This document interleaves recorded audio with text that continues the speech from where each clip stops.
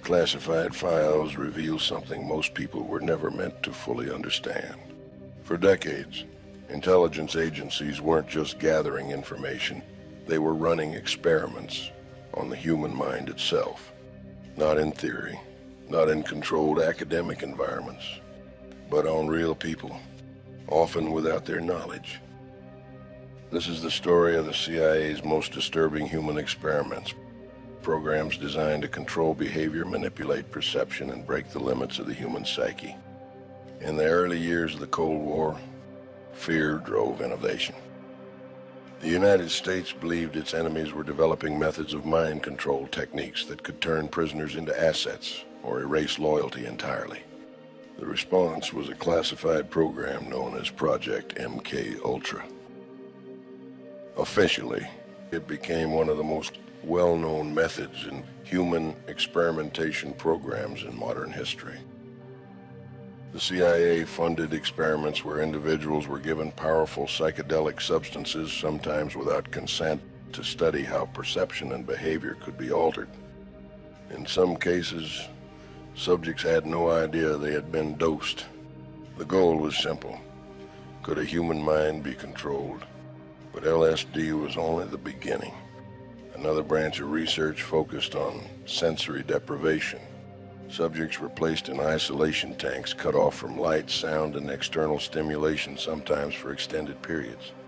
The result was often psychological breakdown, hallucinations, disorientation, loss of identity. Researchers wanted to see what happens when the brain is deprived of reality itself. Then there were hypnosis experiments. Investigators explored whether suggestion could override a person's moral boundaries to carry out actions they would normally refuse. Could memories be implanted or erased? Some reports suggested that under certain conditions, the mind became far more vulnerable than previously believed. Another area involved sleep manipulation. Subjects were deprived of rest or subjected to controlled sleep cycles, testing how exhaustion affected compliance and cognitive control. The longer the deprivation, the more unstable the subject became. And then came electroshock experiments. High-voltage treatments were used not just for therapy, but to disrupt and reshape memory patterns. In some cases, individuals reportedly lost significant portions of their memory entirely. Researchers were attempting something extreme, the breakdown and reconstruction of the human personality.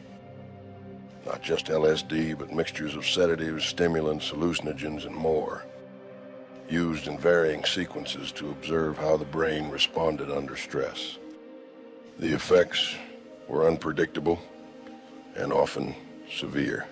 Some programs explored behavioral conditioning. Repeated exposure to specific stimuli was used to influence responses and attempt to train the brain in ways similar to classical conditioning, but on a far more invasive level. Others focused on interrogation, resistance, and coercion. Techniques were developed to extract information, weaken resistance, and push individuals beyond psychological limits.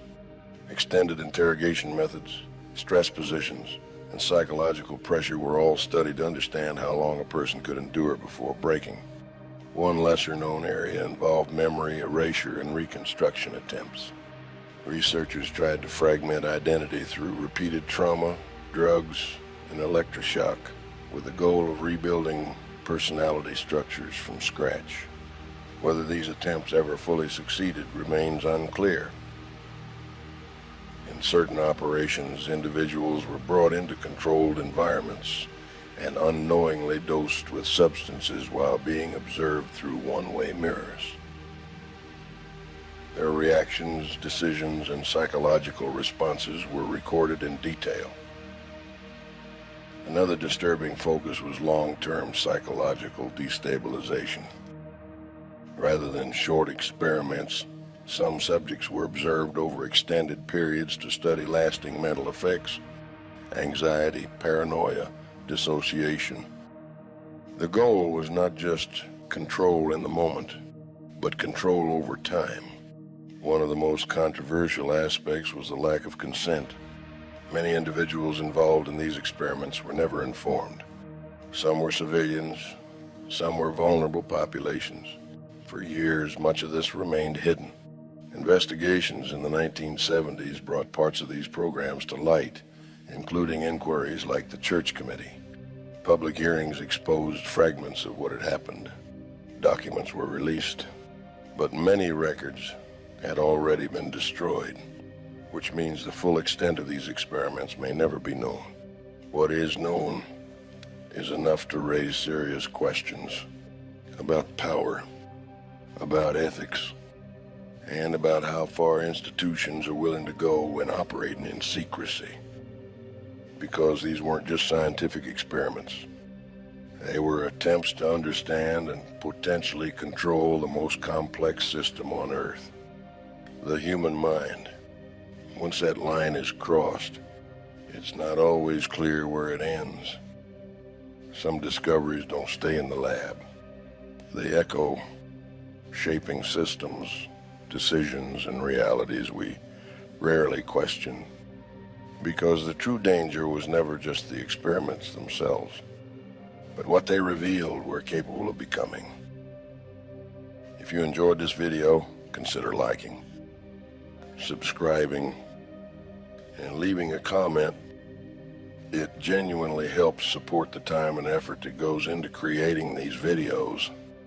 Sharing it with someone who might find it interesting also makes a bigger difference than you might think. Thanks for watching. I'll see you in the next video.